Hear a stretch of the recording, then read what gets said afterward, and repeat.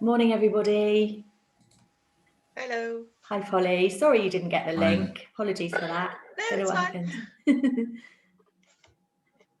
happened. We're just waiting for a few more. We're expecting around 20 or so. So we'll just give it one more minute and then we'll get started. Morning, Andrew. Hi, Joe. Hello, everybody. Hi, Hayley. Nice to meet you. Have you guys not met? We will do a very quick round robin for introductions in just a second, because it'd be great to know who's on the call and where people are up to. So that would be really useful.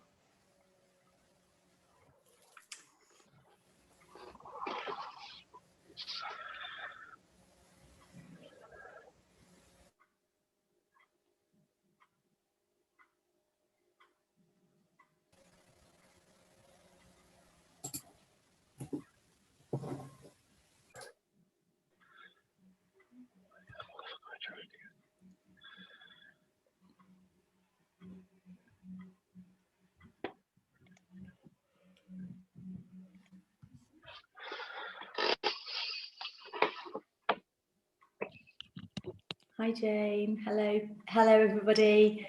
We're just waiting for a couple more, so we will just give it 30 or so seconds more, just to make sure everybody's here.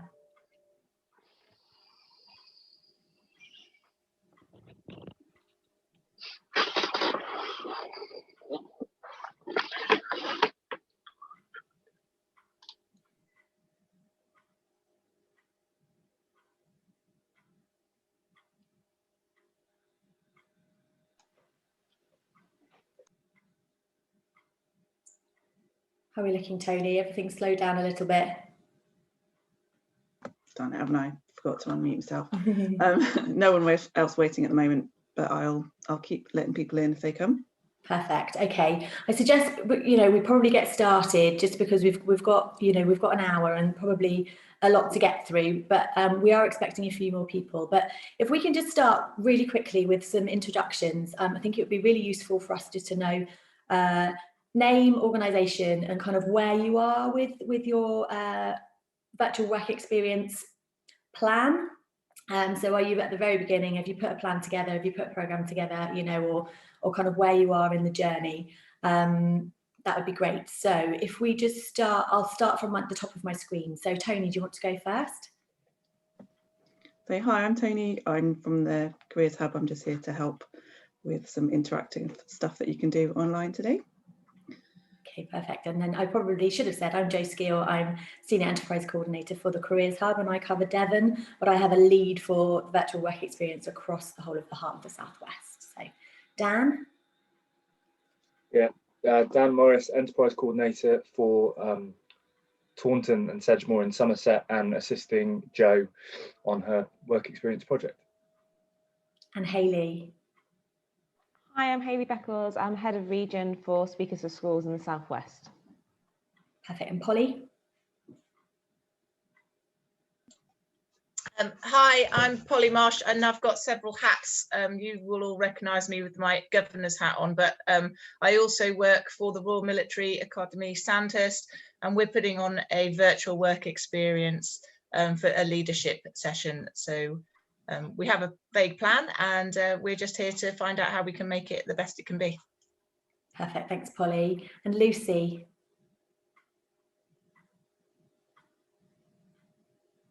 Well, Lucy's, oh yeah, sorry, perfect. Didn't unmute. I'm Lucy Warner from Northern Devon Healthcare Trust.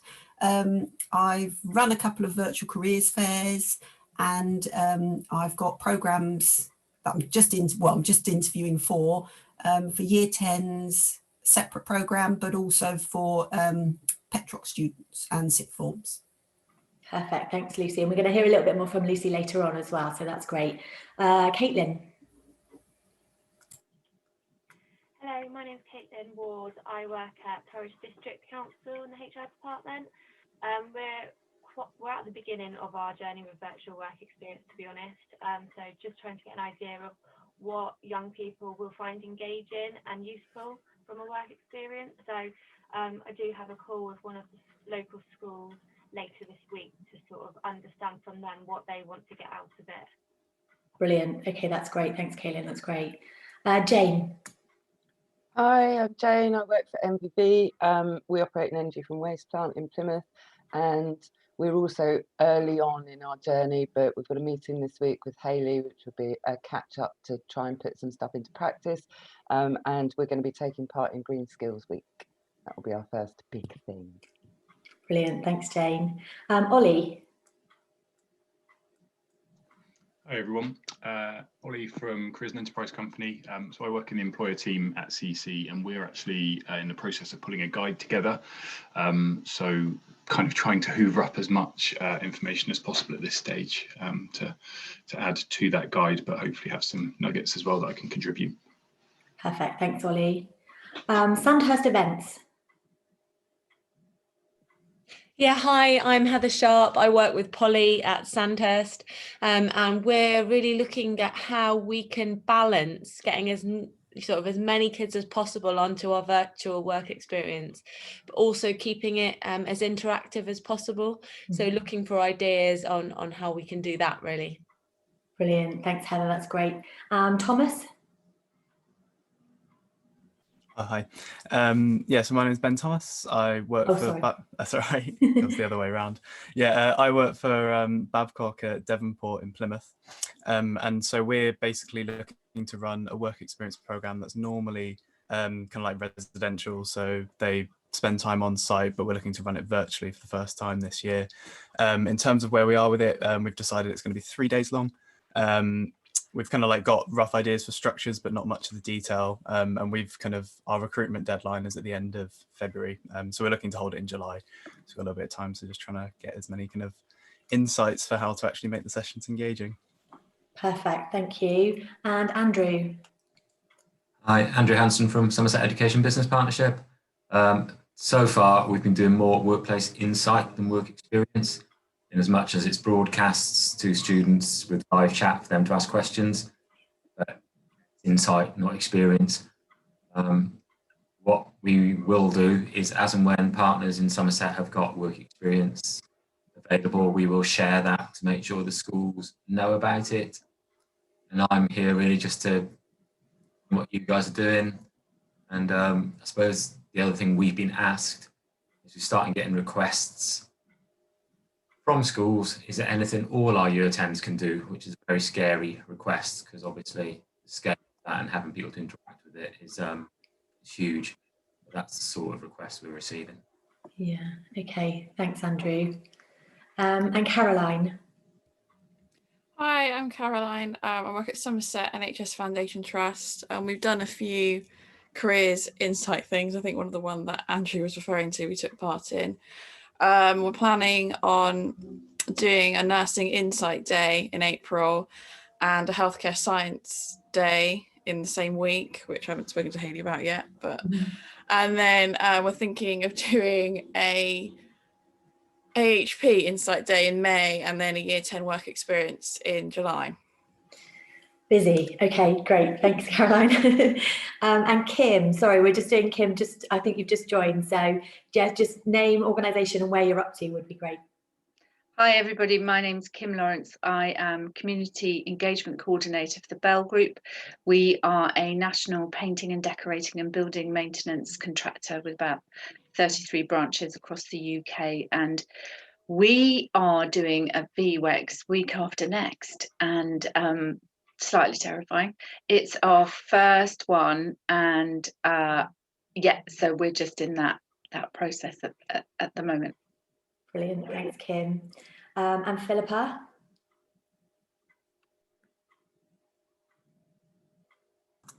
Hi, I'm Philippa from Torbay, South Devon, and at the minute we're not taking anything.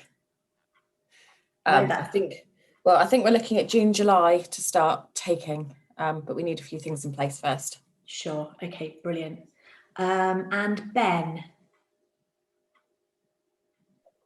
Hi, I'm with the other Ben. I'm at Devonport with the Babcock team, just coming to try and learn because we're in the early stages of the virtual experience and see, yeah.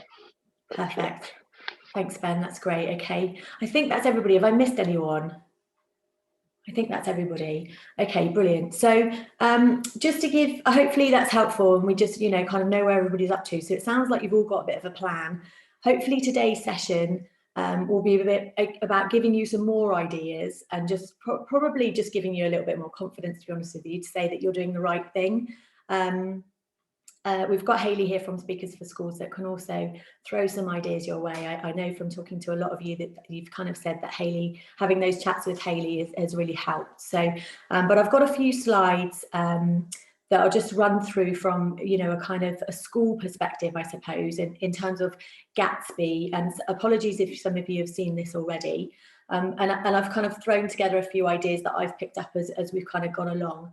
And then we're going to hear from Tony, so a colleague in my team that has got a few interactive tools that will just demonstrate to you the types of things that you can do. She's used them on us in the past, and I just think they're great because they just keep your attention and keep you engaged. And then we're going to hear from Lucy as well about how she's put her programme together for the North Devon guys up there as well. So, and then we'll have some discussion at the end. So hopefully that kind of suits, you know, your needs for today. If you've got anything specific, and I know you've just kind of run through it a little bit there, if you've got anything specific, please put it in the chat, and you know, Dan hopefully will kind of have a little look at the chat for us and make sure that we're covering everything that you want answered today. And also, if you're happy, please do share your emails so that, you know, potentially you can bounce off each other, and Hayley and I can kind of get in contact if you need more detail. I've got your emails actually, so if you could just put whether you're happy for us to kind of contact you and share other stuff going forward, that'd be great. Perfect. So I'm going to do my best now to share my screen and just run through a few. Can you all see that? Excellent. That's kind of the first time that it's ever worked for me, so that's lovely.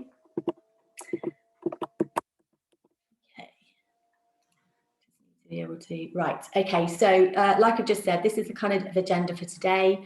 So to answer your questions and then give you some interactive tools to use, please do pop into the chat the one thing that you'd like to take away for the session, and then we'll make sure that we cover that.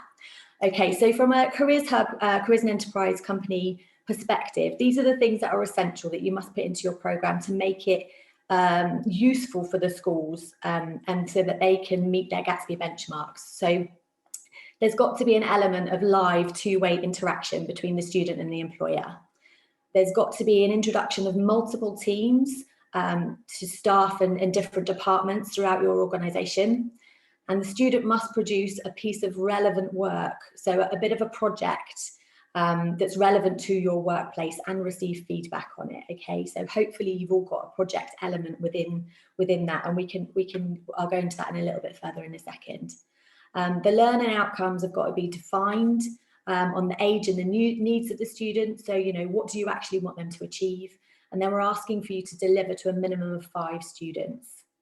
The beauty about virtual is that obviously you can deliver to as many students as you think, you know, your kind of breakout rooms can cope with. But rather than just kind of having one, sometimes that happens with face-to-face, you know, you can have far more in a virtual environment, which is great.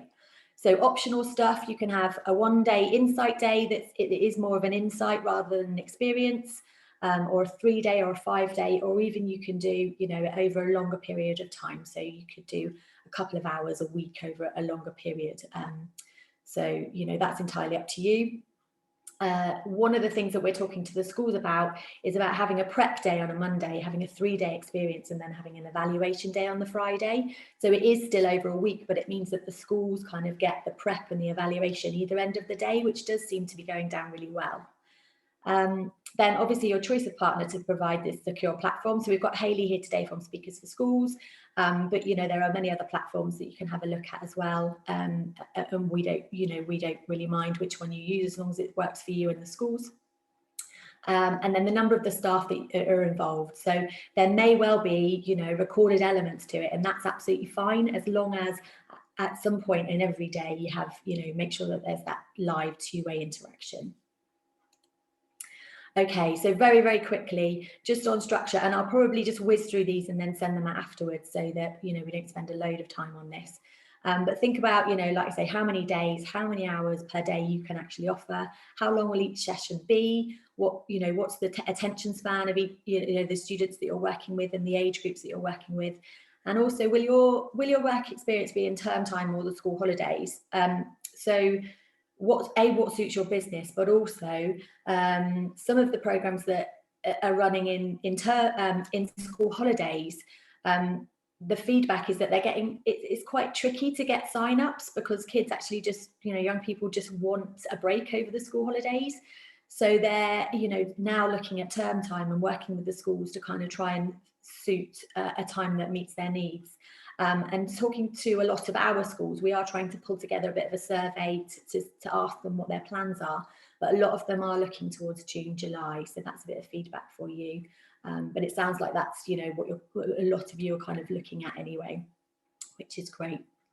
And then obviously, you know, what do you want them to learn about your business? It's got to be beneficial for you as much as it is for them as well. So, you know, what skills, how could they progress? What can you tell them about, you know, to make them aware of your business? What skills are a real priority? Are there any qualifications that they need? You know, all of that kind of stuff.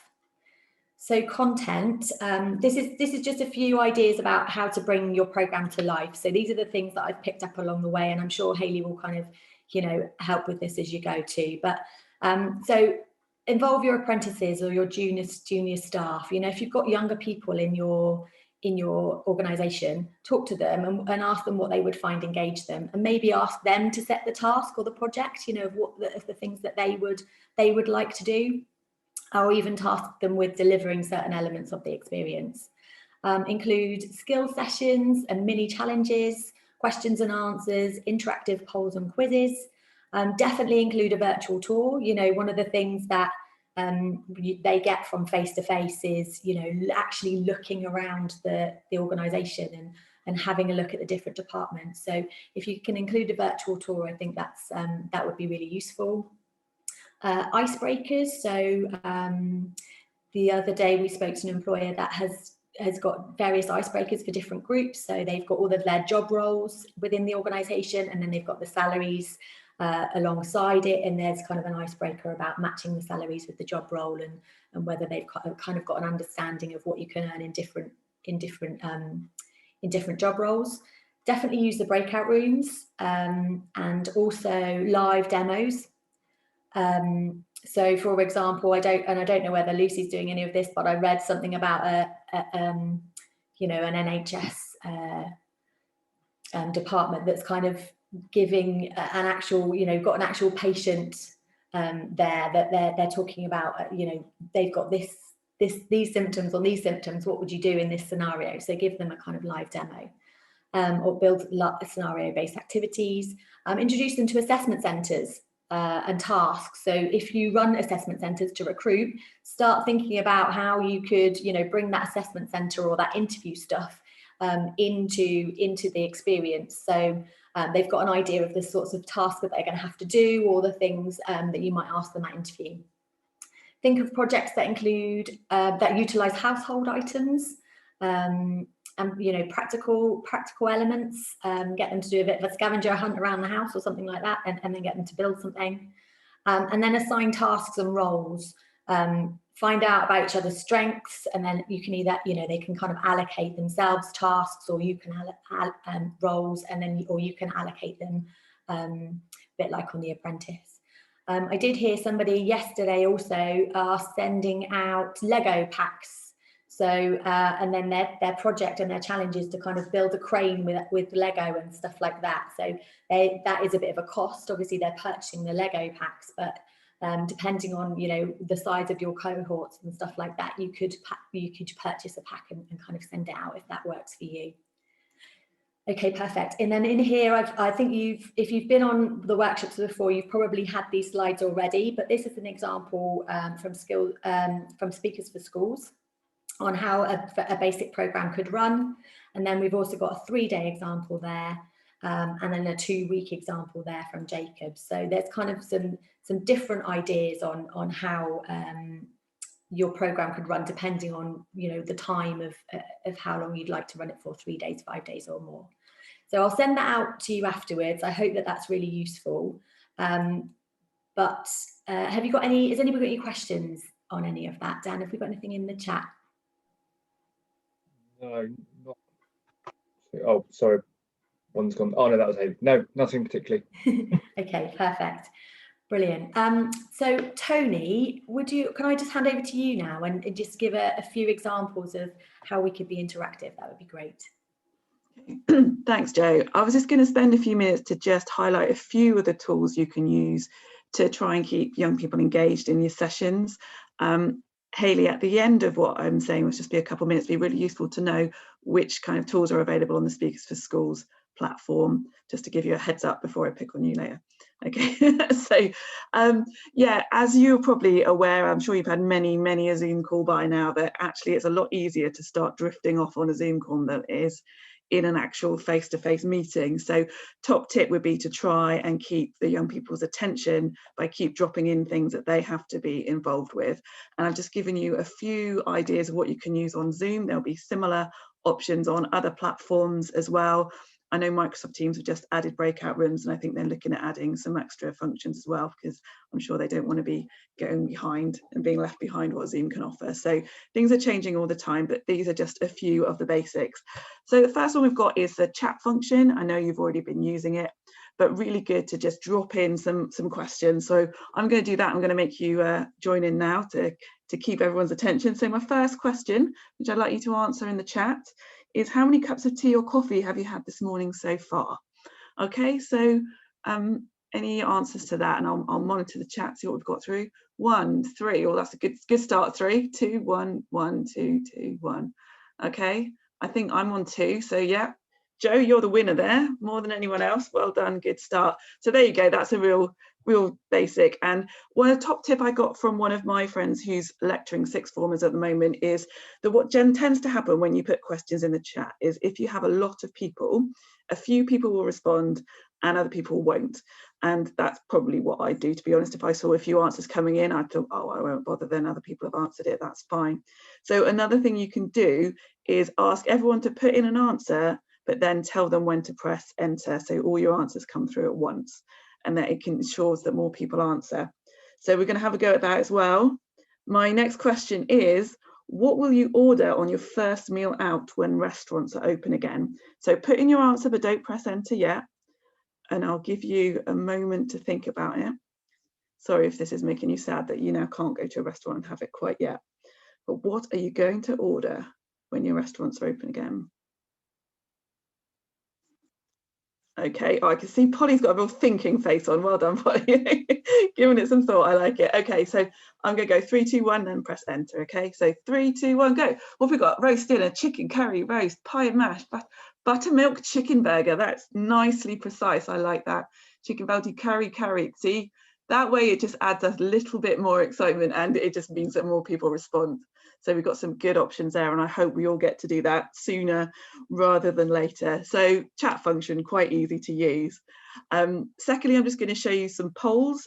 These are available on Zoom, quite easy to set up. I think Teams are trying to add them soon. So I've just set up a poll, so I'm going to launch that one. You can see all my questions have a certain food related element this morning. So if you just have a go at answering that, you're only allowed one answer. I've set it up so you can only do one. Oh, someone didn't have any breakfast. And then as the polls come in, as the answers come in, then I can see the progress of that. And then what you can do, oh, it's got some more answers coming in. Okay, everyone's voted. And then I can end the polling, then I can share the results. So hopefully you can now see the results. So most people got 4 having nothing and 4 having something else. So toast, apart from that, is a winner. I think most people have had nothing. Maybe it's time for a snack soon. But so that's another thing you can do about whatever you're talking about. You can do a little poll. Again, it just keeps people doing stuff. It keeps people paying attention. And the other option we have on here on Zoom, again, there's a similar function available now on Teams, is the whiteboard. So I am just going to share my whiteboard. Now, what you should be able to do here is everyone should be able to write on this. So I've put a question, another food related question on there, asking what's the ultimate breakfast choice. What you should be able to do is there should be a bar at the top of your screen, and the second tab along says text. If you click on text, you should then be able to write on the whiteboard. So let's see if anyone can do that. Can anyone tell me their ultimate breakfast choice by writing it on the whiteboard? Hopefully this is enabled. If it's not working, then let me know. I can't see the text. I can't see it either. Okay, right, it's probably not enabled. Let me try and share it again, see if that's something I've done. Okay, well, I'll just demonstrate. You can set it up, so you could put on here, you could get other people to add it. You could put like fruit juice or something like that. You can also draw on it. So if you really wanted to let the young people draw, you could propose a question and then you can draw lines, or you can draw shapes. I am not very artistic, so that's about as good as I can get. But you could use that as well. You can also use it as you would a flip chart.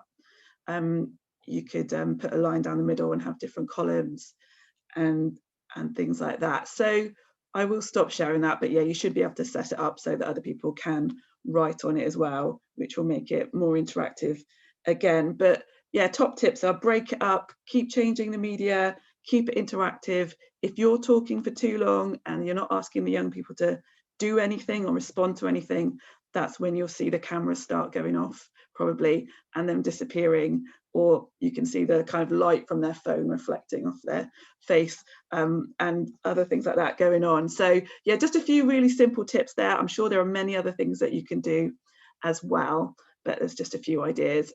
Hayley, is it possible to find out what you can do using the Speakers for Schools platform? What's available on that one? No, that's fine. So we use Google Classrooms, and very similar to what Tony, you were saying, we can do all the interactive parts to it.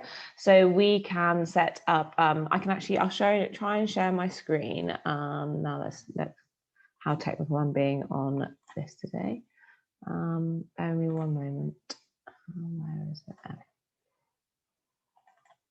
Let's see if it's going to work. Can you see my screen? Yeah. So this is part of, I'll go back. So this is where you would come into the first classroom. If you can see, like I've got lots of different classrooms that I test with people to trial them out. But this is the classroom that you would get given as an employer. And then you can go, I'll just do this one. So you go into this element and then you can put your stream works. The stream is a good way of kind of broadcasting. So a bit like Facebook, if you wanted everyone in this group to know something, you would put maybe on here, here's the agenda for today. If something's going to change, like timing wise, you can put it onto the stream.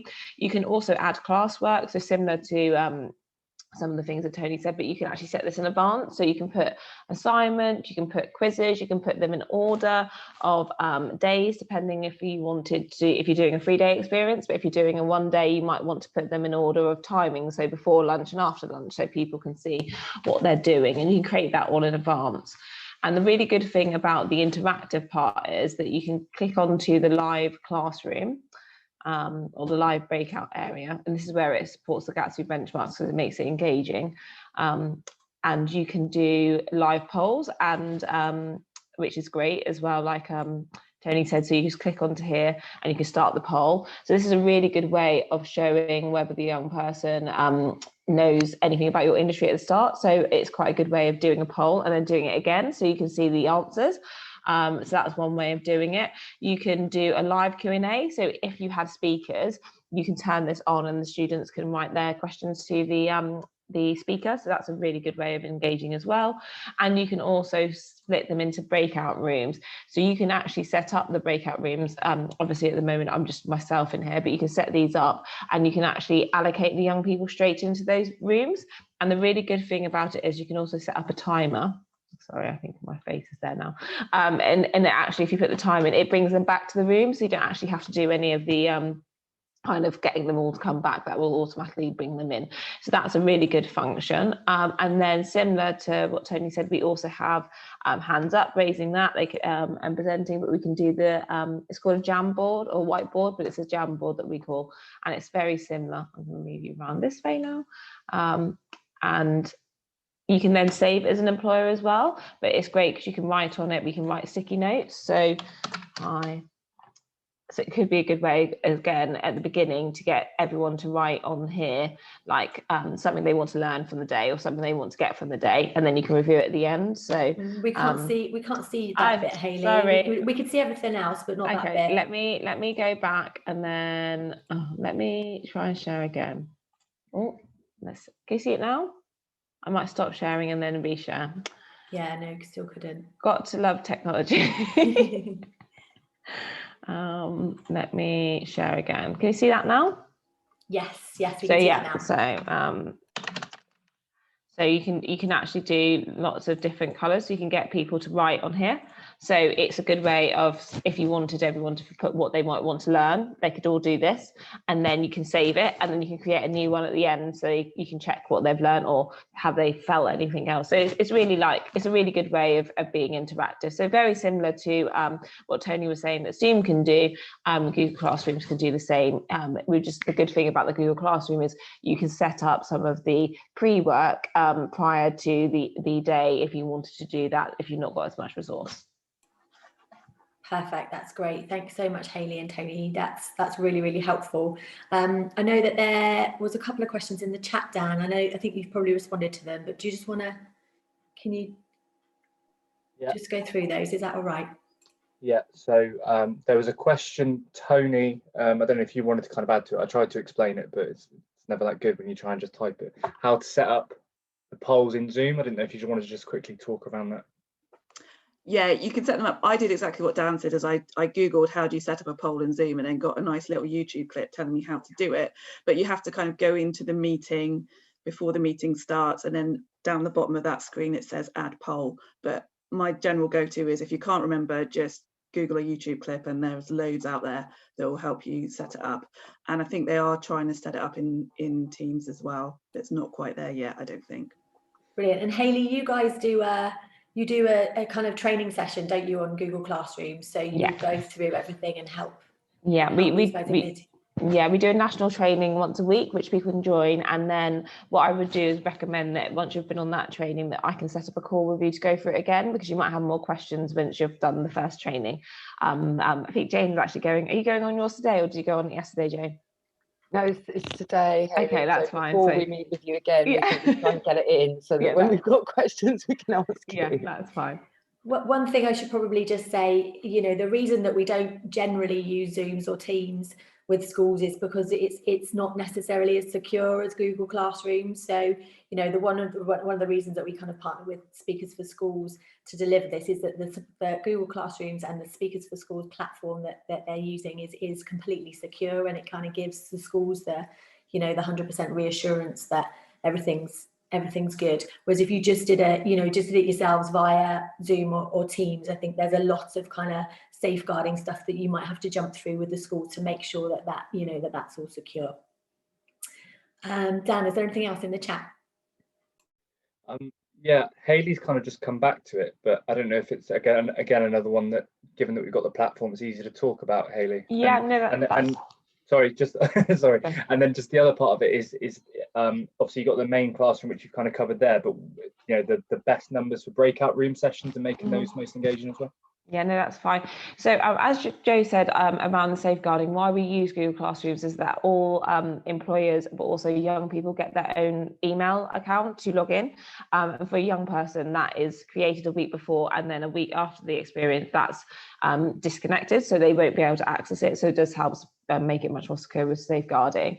But to let you know about the numbers, we can have up to 250 young people in a classroom, which is a lot of people. So what I would do is recommend, if you are having that higher numbers, that you would create extra classrooms and then say to them, right, the groups will go into certain classrooms, and you can even name them 1, 2, 3. Like, obviously that's probably not what you would do it, but you can like say to them, you would go into room 1, you would go into room 2.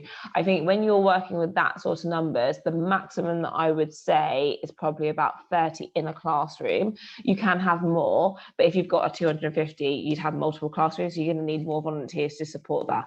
But if you've got, say, up to between 50 and 100 people, you can do the breakouts in probably one classroom, because you can actually put them into lots of different breakouts. But I would say maximum breakout room probably about 8.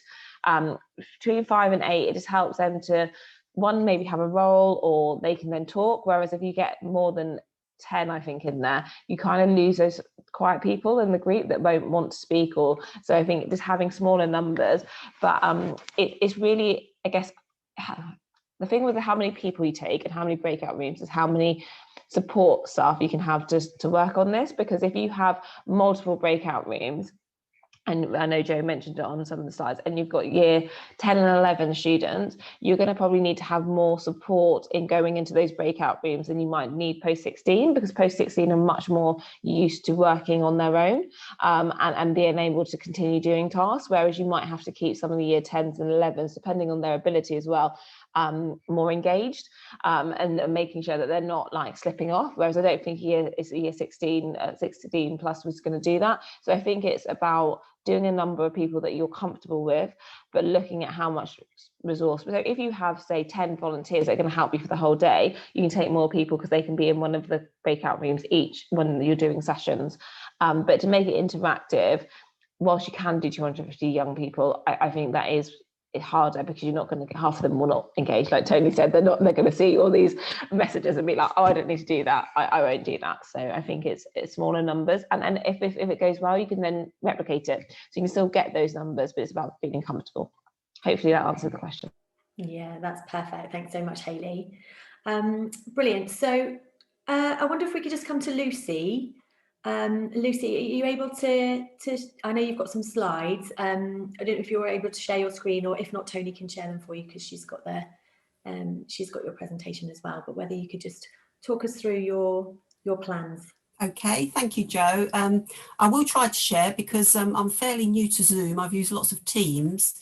So, you know, it's one of those, you've got to just jump in the deep end, haven't you? And, you know, see how it goes. So can everybody see that now? Brilliant. Yes, we can. Yeah, lovely. Brilliant. Okay.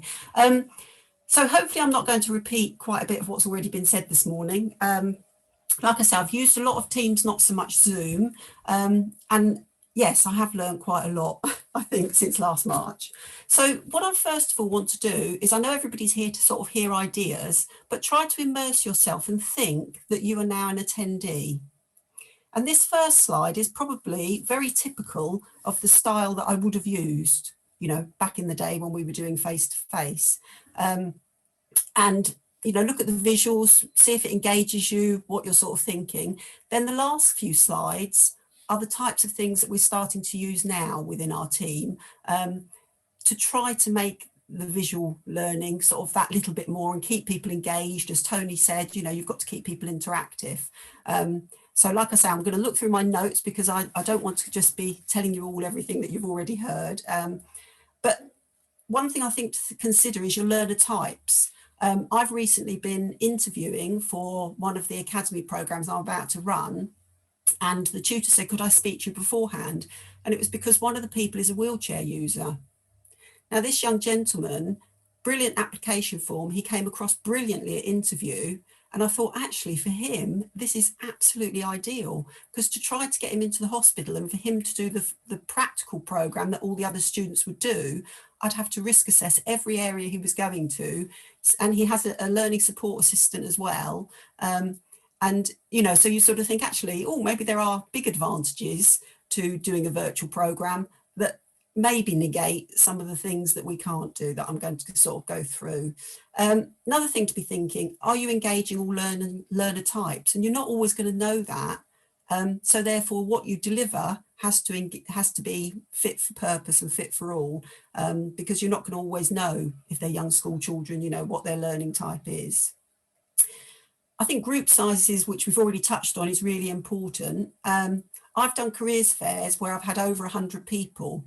I feel in a careers fair, it is very much chalk and talk. You're telling them about different careers. So I get healthcare professionals to come along, so they're hearing it from the people. I've had some of them have done short films where they are actually in the setting of where they work.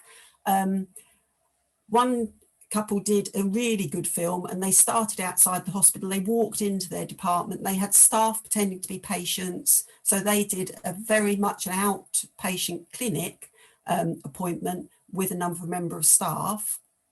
That's great for that. If you're trying to do it as a learning experience, then a big group, as has already been touched on, it's really difficult to get the interactivity from everybody. And I think, you know, then you have to think about, well, do I cut this program down, or do I offer it in bite-sized chunks and invite some to one day and some to another, something like that. You know, I don't think for an actual program where you want learning to take place, a big group works very well at all. As I say, most of my experience has been on Teams and in a big group, and if you're trying to share a big file, it doesn't work. I've had quite a few times where I've had to say, oh, I'll put that film into the link for you to be able to watch at your leisure. And that you know, your presentation then loses some of its validity, I feel. So there are some slides that will, my slides don't seem to want to move, that will, oh, I'm reliant on a home Wi-Fi and my slide isn't moving. So what I was going to say is my next slide, some slides you will find you can just use your content that you had before and it will convert to virtual. This isn't always possible, and it's worth looking at, you know, what is it that you've got and will it transfer straight away? I'm just going to try again, having been patient. Here we go. So this is one of the slides that I've always used and I actually have put onto the virtual thing. You know, how many careers are there? So it gets people, I could ask them, as Tony asked us earlier, to put it in the chat. You can annotate onto slides in Zoom, so I could get them to, you know, put it onto here. You know, and then I could obviously get them to just write it down if I didn't want to see their answers, because sometimes you are a facilitator, you don't necessarily need to see the answers, but obviously you want to know you've got that interactivity. So all sorts of different ways that you could get people to do it. One thing to also think about with your slides, what device are the students looking at it on? Are they on a phone? Are they on a tablet? They might have a different view to you. With Zoom, they will have their part, you know, bar for annotating, things like that will be in a completely different place. So it's worth doing your investigation before you start saying to them, oh yes, it's the bar at the top and this is what you click. Actually, have they got the same one as you? Really important that you keep them moving for lots of different reasons. One will be for people's posture. Obviously, I work in healthcare. We've got to be very conscious of that. And my careers fair, what I did was set up the speakers for 20 minutes, but had a 5-minute gap. And in every 5-minute gap, I either set a task or I told people to just go off and get a drink and stretch their legs, or I did play a short 2-minute stretch video that we use within the trust. And in that, I then made, you know, said, have you done your stretches again this morning? Obviously, that's because their eyes are going to get tired. Like I've mentioned, also their posture, but also just that, keeping them interactive and engaging. You know, in one of the gaps, I said to them, right, I'd like you to build a tower 20 centimetres high, and then put in the chat what you've used for your tower. One student came back with 3 apples. I don't quite know how her tower was standing, but, you know, she'd done it. So yes, it is about making sure, you know, that all the things that have been mentioned this morning are used to get people engaged. And they say sort of really that you should look away from a screen every 20 minutes because of your eyes. But when we're doing interactive classes, you should actually every 3 to 5 minutes get people to do something, you know, whether that is just put something in the chat, whether it's to annotate on something, whether it's to put a stamp on something, just to make sure that you are keeping people there. It's also worth every so often just stopping and making sure they are all engaged. Depending on what type of deliverer you are, you could name people and ask them a question. If you think somebody's not engaging, you know, you could say, Joe, what do you think of? And get that person to unmute themselves and say, or to put in the chat. Really difficult to think of safeguarding as well in these situations. So, you know, we have to be mindful of cameras being on, the environment they're in, whether you want the cameras on, whether you want them speaking, if it's being recorded. But, you know, it is a way of getting them to carry on engaging. On those slides, and sometimes it's better to have a visual and use less words. As the slide comes up, you know, as that caught people's attention because they think, oh, what's she going to say now? What does that slide mean? Yeah, where sometimes if it's just those plain backgrounds like the ones I showed you at the beginning, it's almost predictable. It's just the words are going to change each time. So that might be something else that you want to change in your delivery. Obviously, if you haven't got your words on the slides, they're normally the prompt for those of us that are delivering, aren't they? So you need your notes. But as I say, it might engage people differently. And then I'm going to ask for you to maybe put in the chat for this next slide. Are there too many words? What do we feel? So this is what we did offer within Northern Devon Healthcare Trust. The shadowing obviously has gone because that was for anybody over 16 could come and shadow whoever they liked for a day.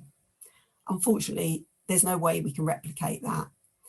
The other things there, as you can see, we are replicating. So Year 10, as I say, I'm about to interview for that. Unfortunately, and I think it's some of the challenges schools are facing, my applications are way, way down this year. But the way I always run that programme is they fill in a full application form, and our application form now we've adapted so that if a student applies at Year 10 and then they want to apply again when they've gone into the sixth form or to college, that form will still stand and they can just amend it. That form is a précis, but it's not much shorter than a form that somebody will fill in on NHS jobs. So it gives the student that experience of what it's like to fill in a full and complete application form. I give them feedback on that application form and about their supporting information and things like that. There's a shortlisting normally. This year I haven't had to shortlist too many because, as I say, the numbers are down. And then they have an interview. This year that will be a virtual interview, and I did some for the Business Academy last week. For a lot of the students, I was really quite surprised. It was the first time they'd been on Zoom, but also for a lot of them, it's the first time they've ever had an interview. So this year, it's the first time they would have had a virtual interview. So I think it's making sure we allow for that and we think of, you know, putting ourselves in the students' shoes for a little while. Our Business Academy and Care Academy, like I say, sixth form age, they're both going to run on a similar sort of basis. It's a 1 day a week programme for 12 weeks. They will do a virtual induction like anybody who was coming into our trust. Each week they will only log on for 2 hours. I'm sort of talking to some teachers, felt that that's long enough for them to be logged in. In that time, they will hear speakers, and for the Care Academy, they will be following a patient journey.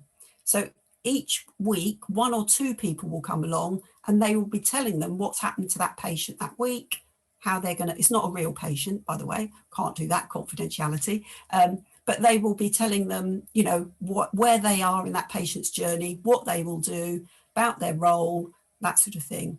For the Business Academy, it links into their modules they're doing at college, and a lot of it is about the structure of a big organisation. And obviously in the NHS, we've got a great example there. So each person who comes along to speak to them will tell them where they sit within the organisation.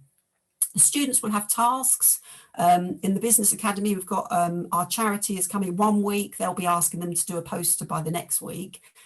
But for the whole of the programme, they'll be doing a group project. So quite a good experience for them as well to have to try and manage a group project virtually. Good for if they want to go to university where they have to do a lot of group projects. And then in the final week, they will present their group project to a panel which will be made up of some of the speakers who've been there along the way. The virtual careers fairs, I think I've sort of touched on already on how I've set those up. Those I've done either 3 or 3.5 hours, but where I've done the 20-minute slots, I have said students can dip in and out to the areas that appeal to them. I found the majority of students do stay logged on for the whole time. Whether they're still watching at their computer or whether they've gone off, you know, and sat in their bedroom, I don't know, but they have stayed logged on for the whole time. And feedback from them was that they did attend each one. And then Project Search is something that we've run in the Trust for quite a number of years. It's adults with learning disabilities do long-term placements with the hope of gaining confidence and securing employment. That did stop for a little while, but obviously, you know, from their mental health perspective, as well as building that confidence and then being in the workplace, it was felt it was better to bring them back. So they are now back in their placements within the Trust, because that was something that couldn't be replicated in that way. So that's what we have on offer. And my last bit of advice is to stay calm, because you are the one that has the controls. And I think that's a bit easier said than done, because I think in some of them I've come away thinking, oh yeah, that was fine. And in others I've come away thinking, oh my goodness, you know, the technology let me down. And I think that is to me, the huge thing is you're reliant on technology. In a physical place, somebody not turning up is absolutely fine. I've always got something I can do to fill in. If the technology isn't working and that film won't load and play, yeah, I don't know how you deal with that, because I find it very frustrating. But it is having a backup plan, really, isn't it? But you have the controls, they don't know any different. So yes, it is maybe sort of imagining you're on that desert island and staying calm. That's brilliant. Thanks so much, Lucy. That's really helpful. I'm conscious that we've got kind of 10 minutes or so left, and also just to say, so Lucy's obviously got some great links with the North Devon schools, and Lucy, you're using Zoom and that kind of stuff, and I'm not too sure how that works safeguarding wise, but obviously all of those things that Lucy spoke about, you know, is available via the kind of Speakers for Schools and other platforms as well. So I'm just, yeah, Hayley, do you want to kind of add anything on the end there about? I guess what it's great that other people can use Teams and can use Zoom and those functionalities, and you've already got them set up. If anyone wanted a bit more information about our service and Google Classrooms, but we also have a bit similar to what Lucy said, we do applications, and we have our portal. We run training on that too. So I guess how we work as Speakers for Schools is kind of like a job board, and then we can help promote those opportunities if you don't have the school contacts, because it's great that Lucy's really connected, but not everybody is as a business, so we can help support that. So we have had over 321 schools join us since Christmas, which is vast, and it's growing all the time. But I think that because we haven't got much time, for anyone that wants to know a bit more about our platform and how we can support you, I'm more than happy to pick that up and send you some of our training. But we do use those platforms just because it is safeguarded and the teachers can fill in details. So if you are thinking specifically that you want to work with a certain group of students, I'm thinking about those at highest needs, or maybe those who have received free school meals, through our platform, the teachers can give us that information. I'm not sure if that can be done through the stuff that Lucy's doing and some of the others through Teams, but we can do that through our portal. So I can give you some more information, but conscious of time. And if anyone has any questions, I don't want to take that up kind of talking about Speakers for Schools, so I can pick that with you offline. Brilliant, thanks so much, and thank you, Lucy. There's some really good tips in there. Did anybody have any questions for Lucy? Anything in the chat at all, Dan, or anybody else want to come off mute? No? Brilliant. Okay, so we've got kind of 5 or so minutes left, and I'm really, you know, I really want to make sure that you have got everything that you need to kind of go away and you know, work with. So is there anything that anybody else would like to share, or kind of ask anybody here that could be maybe of use? Kim, I'm sorry, put you under pressure here. Kim from Bell Group. I wonder whether you know, you've got your work experience in a couple of weeks' time. Is there anything that you I know you said you're a little bit nervous about Google Classroom stuff, but is there anything that you haven't heard today that you think, you know, or actually I've got this tip, or how about adding that? What was really useful was to hear from Tony about, you know, the interactive stuff. I think that's really brilliant. So I will certainly that's been the real takeaway for me, is to think about, it was really useful to see that whiteboard in action. I know that Google Classrooms has got that function, and also to make sure that we're doing polls the whole time. I think that's just to get the young people involved. And I think what was really useful was to see the first slide, Joe, that you had, that talked about the Gatsby benchmarks and what we should have in a work experience. And I was really relieved, because I can tick all of those boxes, so that was good. So we're doing it feels a bit like we've thrown ourselves in at the deep end, and we're doing ours week after next, just because it chimes with National Apprenticeship Week, and we run a really big apprenticeship program, and we decided to also make our work experience international. So it's called Global Youth Construct, and we're partnering also with schools from Kenya, Zimbabwe and Ghana, so that young people get this amazing experience. And we've partnered with Black professionals in construction, and also an organisation called Bristol Works, who are specialists in working with schools, because I'm not a teacher. So it felt really important for us that we had that expertise. So Hayley from Bristol Works has really helped us with all the timetabling. And then what we've done is we just curated quite, I hope, a really, really interesting week. So there's a mixture, so there's a task that runs throughout the week that they have to complete, and there's challenge tasks connected with that. And the task will encompass, when they complete the task, they will have to complete tasks that are to do with all the different elements of construction. So by the end of the week, they will understand how to put together a community engagement plan, what engineering is, research and design, how to pitch a capital project, what the trades do. And so all the tasks will be linked to that. Plus they'll have these opportunities to learn skills.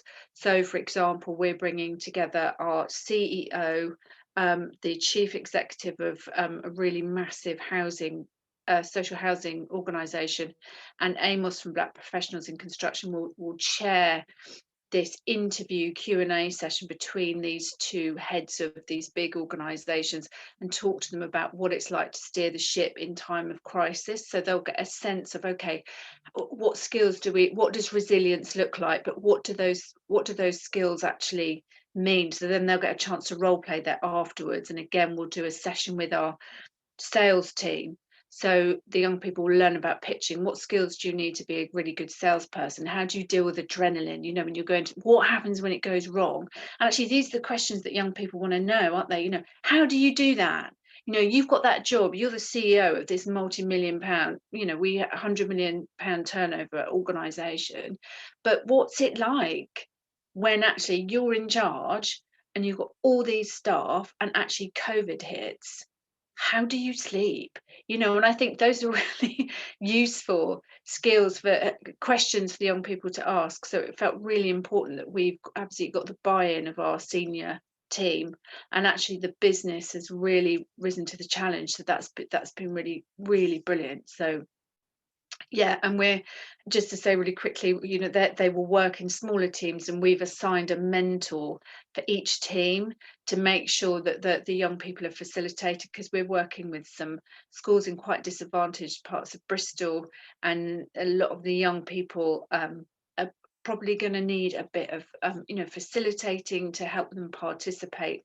So we felt that was really important, that each group has a facilitator, a mentor, just to encourage them and to steer them in the right direction. So we've kind of thrown everything at it. My biggest fear is having to build this blooming Google Classroom and feeling confident with that. But so I've just assigned the whole of next week to have a meltdown, and it will be fine. It will be fine. It will be absolutely fine. Thanks so much, Kim. It was really, really useful. And I think it will be fine. And I think it is that first, it's that first bit, isn't it? Once you've done it once, you just learn from it, and then, it improves as it goes along. So it will be absolutely fine. I have no doubt about it. Thank you for that. That's really, really useful. And I know, Polly, you've just put something in the chat around, does Q&A work for large groups? So if you've got, 100 young people in a classroom or whatever, does Q&A work, or is it an absolute nightmare to kind of keep on top of? Has anybody got any experiences of that? Just to add, you carry on, Andrew. No, that's fine. You carry on. So we've run live Q&A on our Talented Academy broadcast. and they've had 1,000+ students on them. But our experience has been that it's a limited number of students who have the confidence to post a question. So in terms of the employer, there's been no problem with handling the number of questions going through. But it's ideally you would like to see more questions coming through. Right, okay, so with young people it doesn't flow like it would do normally. Go on, Hayley. Yeah, I was going to add that it's probably similar to any call, that you can have 100 young people, but doesn't mean that they're all going to engage.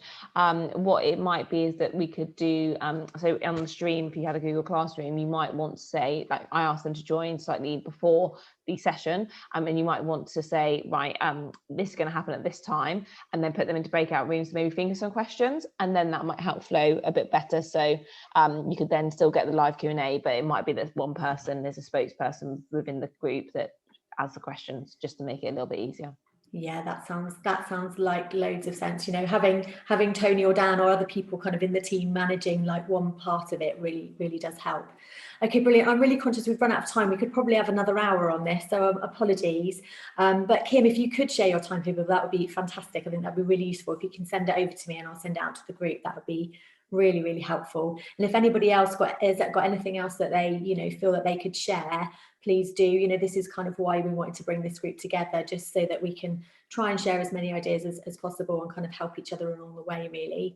I know that there's lots of emails in the chat, so we'll make sure that we save the chat, and thank you so much for your contributions. I hope that it helped, and do drop us a line, you know, myself or Dan or Hayley, drop us a line if there's anything else that we can help with at all. Right, have a good rest of the day. Thanks very much, everybody. Thank you. Thanks, everyone. Thank you. That was really good. Thank you. You're welcome. Thank you.